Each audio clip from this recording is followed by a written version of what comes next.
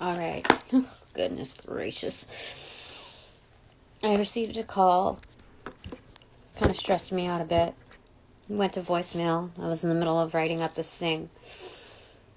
And I didn't think I was going to get back on here, but like I really need to recalibrate because it brought me back into tears because I realized how angry I am and how much I could really hurt someone, not like just in the physical realm or the spiritual realm, but this is like reputation wise. I can really, really hurt someone. I can destroy someone at this point.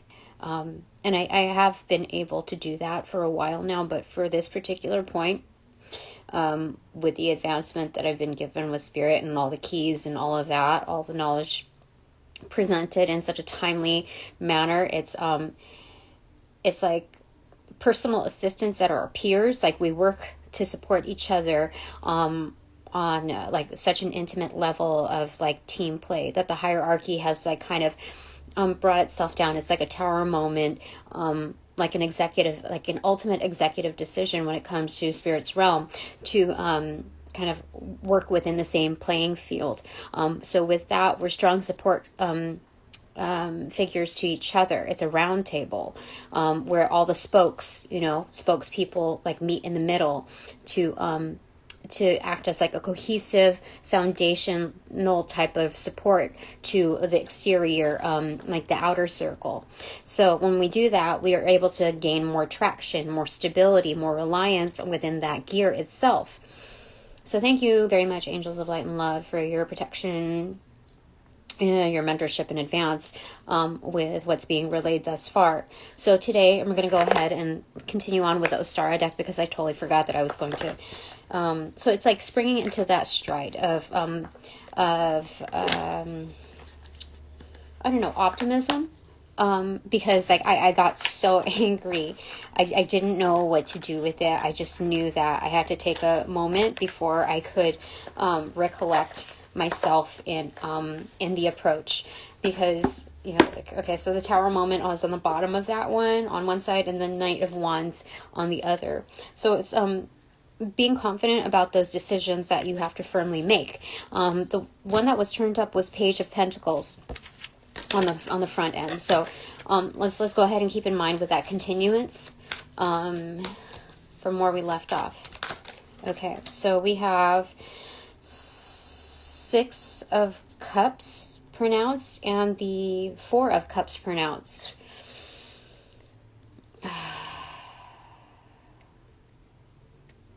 This is a hard decision.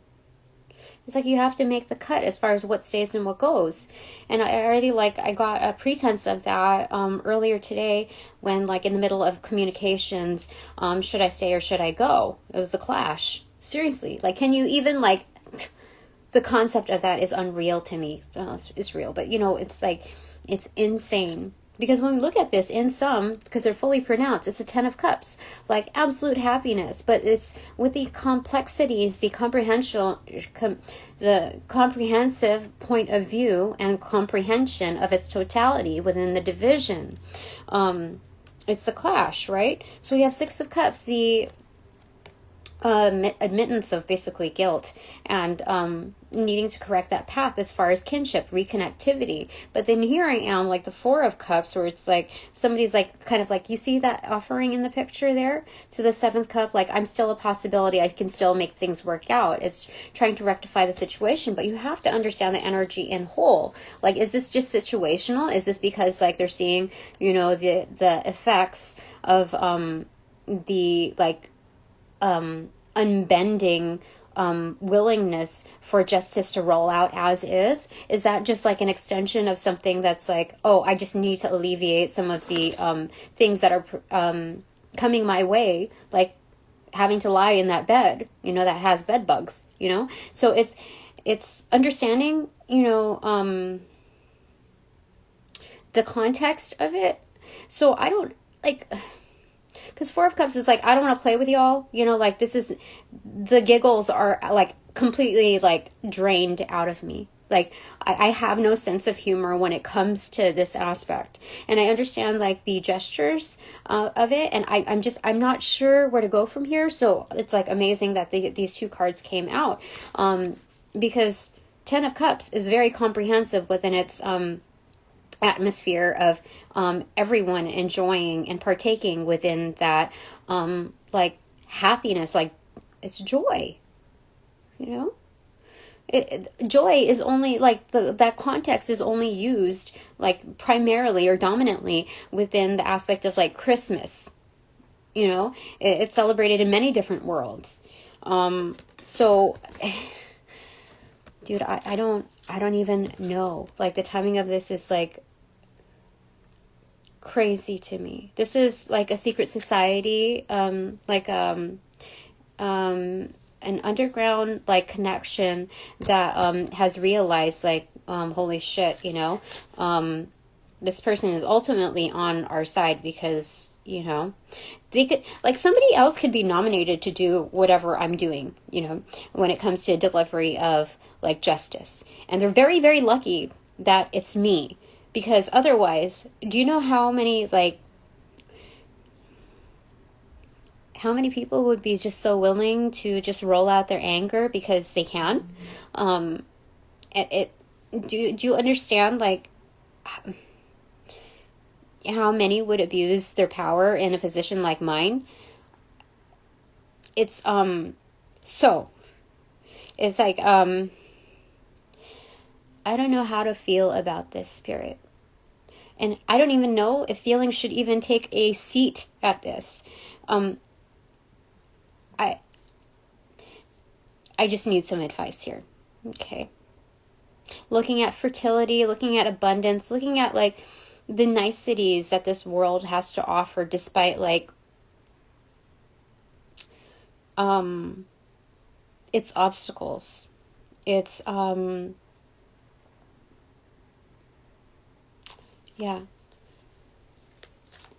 its afflictions. So, what is it, Spirit?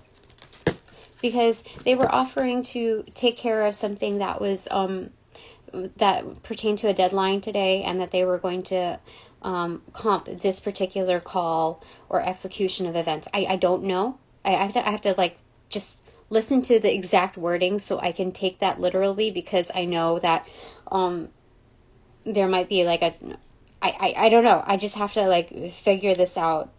But, like, my sense of humor is lost in the situation. It's unsalvageable. Like, I cannot laugh at anything that has gone down, because, like,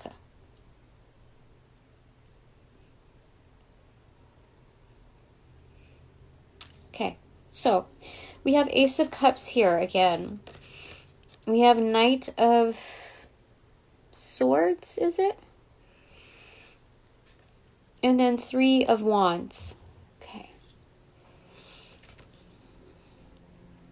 Is that Knight of Wands or Knight of Swords? I feel like it could be Knight of Wands. I don't know. Let me see here. Knight.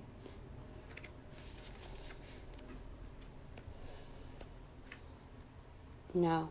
It's a Knight of Swords. Let me just double check on it.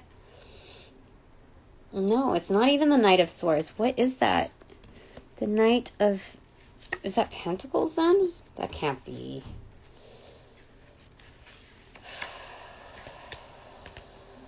No, it's not the Knight of Pentacles. Okay.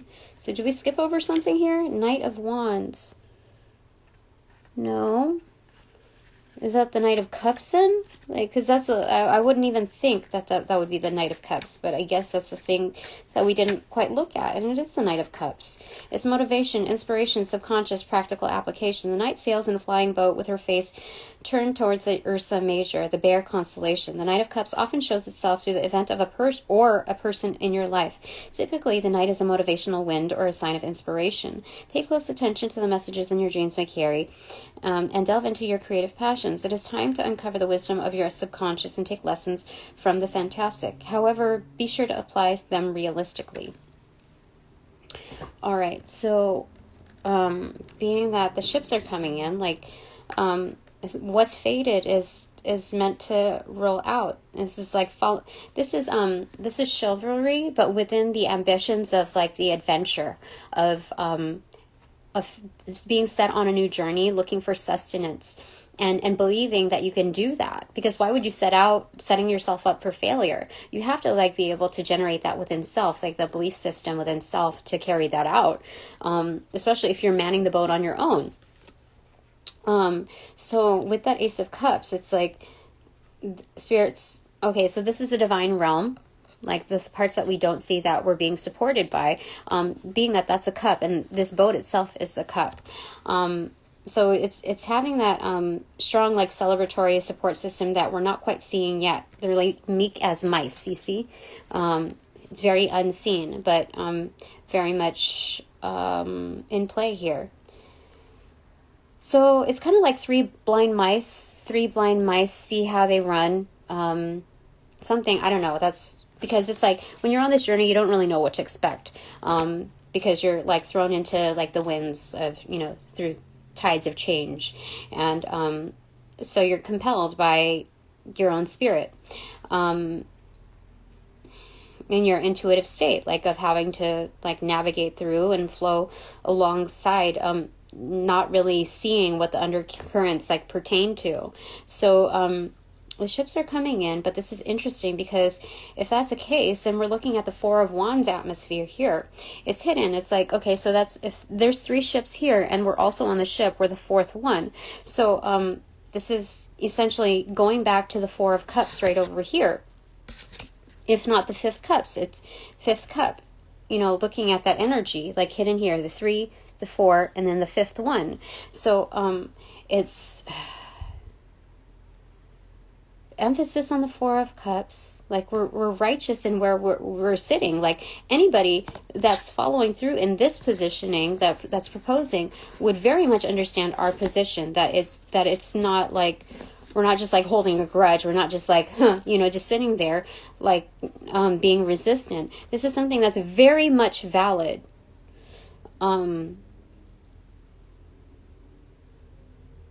Like this is being focused within, fertility.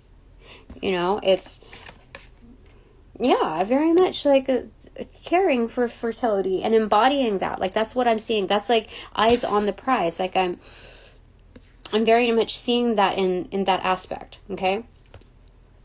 But being also like almost quiet about it within this journey, because the emphasis is back to the Four of Cups, okay?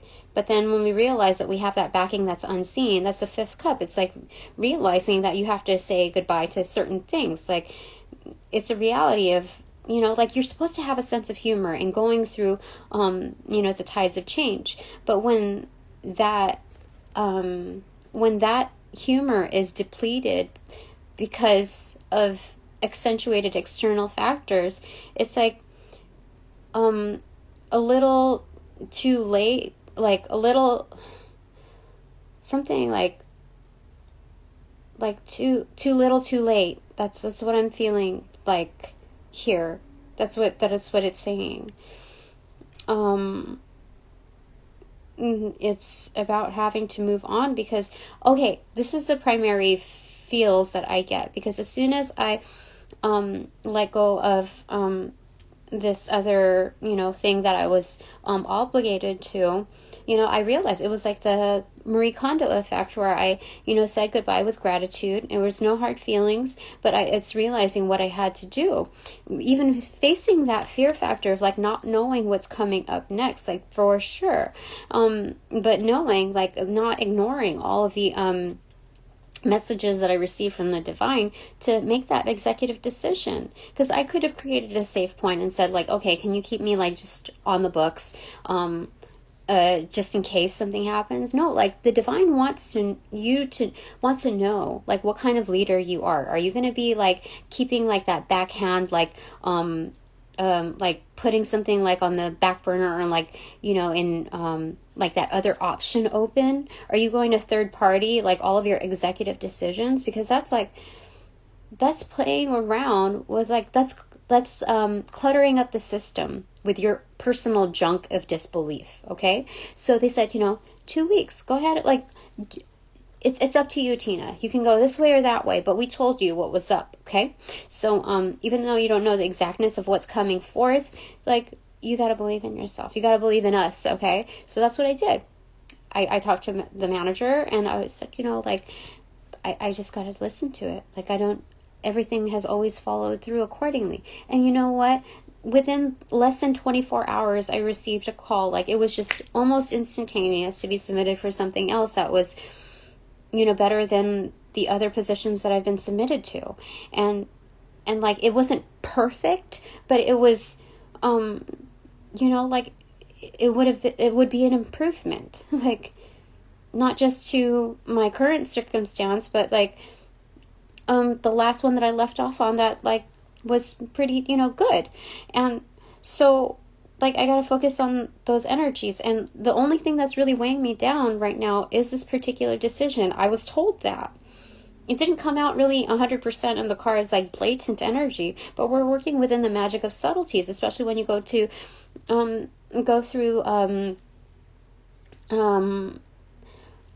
more practiced realms of magic. Like, it works within the subtleties, the implications, and those undercurrents. So it's like submarine energy, and it shifts what's going on the top as well as the shore. So, like, you have to understand that when it comes to the dynamic movements, and because then you, like, it helps you understand that, like, riptide energies. So looking at this is a very, like, prominent, but, like, this is done in a very classy way when it comes to communicating what I should do, like, the best thing to do. And, like, the only thing that's, like, ceasing up certain opportunities is this wishy-washiness of, like, feeling like this is safe because of that. Like, I don't know. I mean, like, we've been going back and forth about that energy where it's like they know that there's a way to correct this. There's still salvage and grace within this. But it doesn't, like, what I'm hearing is that there's a balance to it, okay? So they can rectify the situation, but that doesn't mean that I have to still be bonded with them. You know what I'm saying? Like, there can be a graceful closure to this. And it's like, they'll still get what's coming to them because they can't, like, rectify all of it, but that's part of their karma. Like, they knew once they engaged in it, they had several instances of warning, but they can kind of, like, satiate some of that, like, fire that's some of that, like, I have raw energy, that Pele energy that's very turbulent in its recognition within the universes. Like, they understand, like, Tina's not speaking all of it, but we feel that energy as well. And it doesn't matter if how do I say it? She doesn't have to say it all, like, we noticed it. And when they feel it within their own context, especially within, like, that more developed, like, primordial type of state of comprehension, those are, like, my big brothers and big sisters.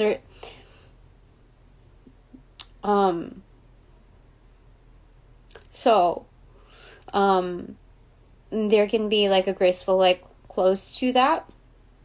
And I think that's what we're looking at here. Because, like, we're not looking to, like, I'm not looking to destroy anybody. If somebody pushes me over the edge and, like, yeah, I'm going to take them down with me. In fact, we're going to do that replacement swap energy.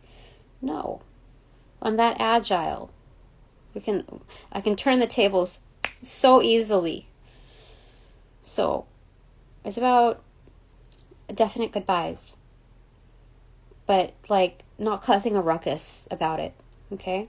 I think that's the most graceful thing to do when you're interacting with deep pocket energy, when you're working with old money especially.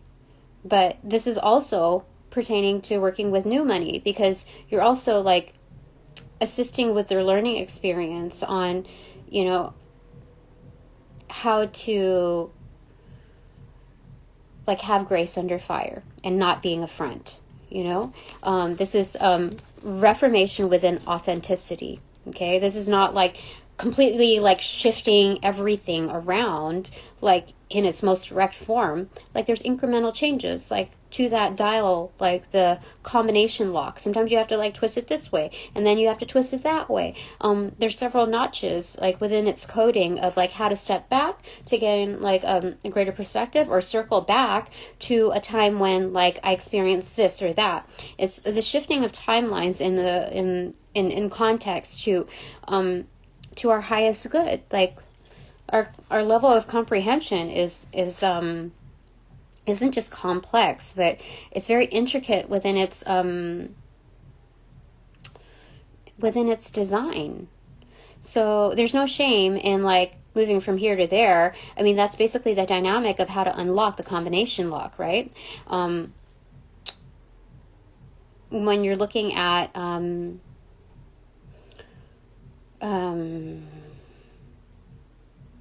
yeah, I think that's really what we're looking at here. Bottom of the deck is Queen of Swords in reverse. Yeah, it's like knowing what happens in the underworld, you know, and like holding your ground, holding your stance. This is like buried ancestral wisdom energy. You know, it's tribal knowledge. Like whether it's this culture or that culture, it's the same thing. And so this is like piercing the veil from their side to here. So it's like that, poking that energy, you know, to do like give us divine downloads through our root system. It's like this is basically what they're telling us, our ancestors are telling us collectively, is like this is a no-brainer, you know. So don't feel bad when it comes to this type of approach. It's like unorthodox, it's non-traditional, but like that's how we perceive it. But honestly, if this is coming from our ancestors, it is traditional.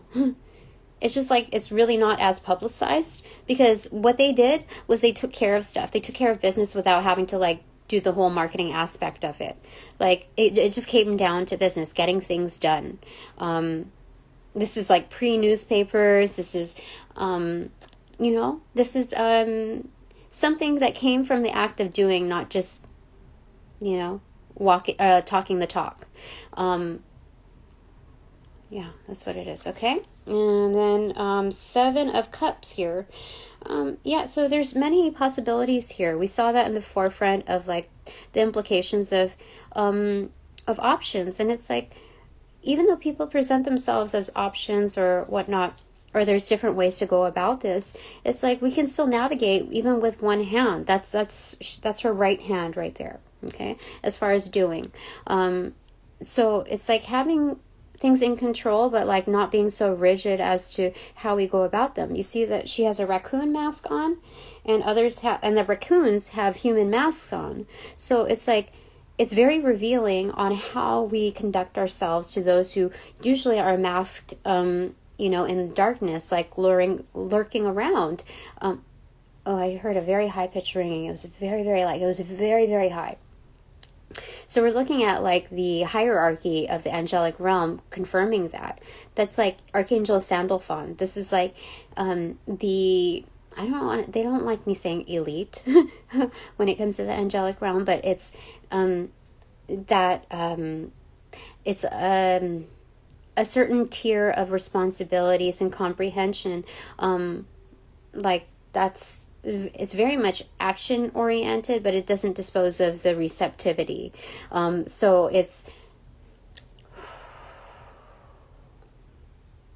those are like the senior statuses. Like that's like closest to chief level when it comes to the angelic realm, confirming this.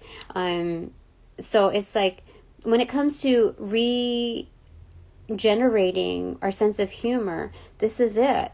This is like, it's accountability. It's the presentation of self in absolute exertive force, with it being almost effortless. Like, this is an easy decision. It's not just like a no-brainer. It's an easy decision, and everyone is able to see that and like on level ground. Taking that back to like the round table, like spokesperson type of thing. This is the spoke right there. I mean, this is like all eyes. You know, the energetic cords of vision. Like, this is the center point. So that's what Spirit is saying. Like, it drowns out like all the color from the other sides, because they see the reality of like the truth of it all.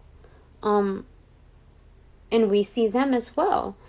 So it's not like in your face energy. This is more like, I'm here and, you know, I'm in your face, but that's like, I'll save face for sure. You know, like, I'll do my best to save face, because like we all have some growing to do. I understand that. So it's like, it's not just like meeting in the middle. That's prominent energy here, but it's like, Transformers, more than meets the eye. Yeah, Transformers, robots in disguise, you know. And that's the second time we had that, like, within this week. But anyway, that reference point, I mean, it's kind of like a sense of humor, like tongue-in-cheek type of energy, which like they very much understand. Like, that's classy humor. Like instead of being at your wit's end, it's like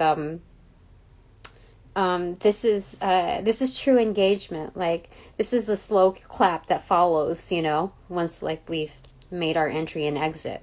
But like, they don't encounter this too often, and this is all new to every single person here. So this is a very much like memorable experience that we've created, that we've helped co-create, you know, and with the help of these figures. So they need to understand also their placement within their divinity, that not all is lost. So there's like a saving grace in all of this when it comes to like holding grace under fire. Okay, so it cut through to this. It's 10 of Swords. Yeah, I was like, ooh, you got all the soft spots, Tina. To this like massive whale, you know. This is like this is a logo. This is a mascot to another prominent energy, but it's, you know, this is, you know, like the lion is the king of the jungle. You know, what is that for the seas? And like, that's the whale energy, kind of like, it's so massive within its frequency of being known. I don't think anything can really top, you know, the sheer size and volume of a whale. So it's like kind of breaching, you know. It's a birthing of, you know, being at your wit's end. Like I don't know what to do with Tina. Like, not only is like, it's like unstoppable energy, but it's also like, if you're going to like, what is it, like, retreat off of an energy, you have to like, it has to be like a worthy opponent, like a, you know, kind of opponent energy. They have to be like, you met your match. Like, so the recognition of one's own energy coming across another worthy energy of like, okay, you know, I can at least surrender to something that's like, you know, cool and chill. Like, to be defeated by like, did I just, oh my nose, to be defeated by like an opponent that is like, has like, is still smalling, like, what is it, is still like a little fish, is you know, like, how do I say it, you know, bigger fish to fry like the small stuff, you know, that's still sweating the small stuff, is like, you know, that's dissatisfying with it. Like, it's adding insult to injury when it comes to like that. But to come across my energy, it's like accepting, like, okay, that's totally valid, you know. So the top of the deck is Temperance. Yeah, again, we see Temperance, which is what we ended with on the previous. So it's carrying through. It's the balance of the two cups. So it's alchemy. It's the alchemist. Like, it's the magician focused on the fluidity of relationship building. That it's like an exchange, but like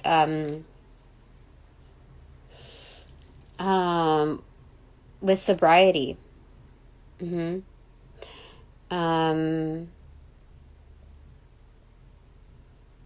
Yeah. I mean, it's the host, it's the bartender, it's the all-in-one package when it comes to understanding like how things shift with one ingredient, and knowing that like what's seen you can't unsee. So it's like that mixing of ingredients that can no longer be separated because of its interaction. So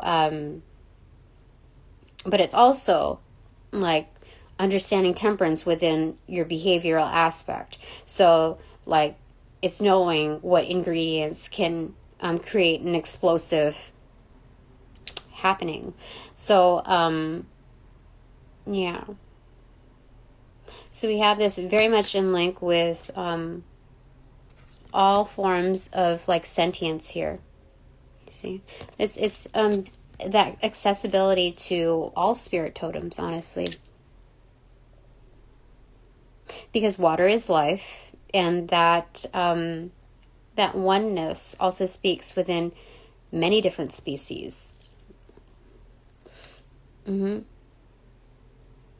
So when we're looking at ancestral knowledge as it being like kind of like a no-brainer kind of thing, that's also looking at where other sentient forms are at, because that's ancestral also within other species.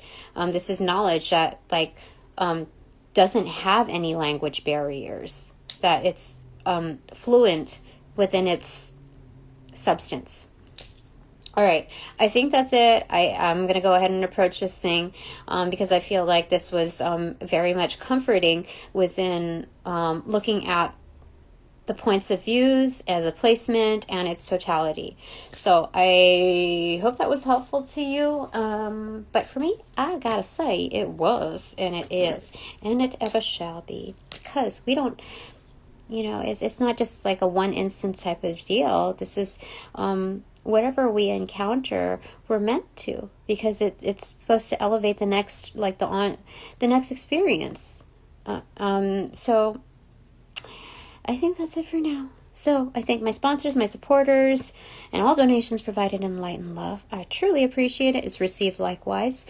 So I send all energies back to the appropriate locations outside of my own. I thank you for respecting my time, my energy, my space, and my work in advance, and that of my divine light and love crews. My inner core team. I think the spokespersons that within every circle, and sending all energies back with their appropriate karmas due in light and love. I close all portals now.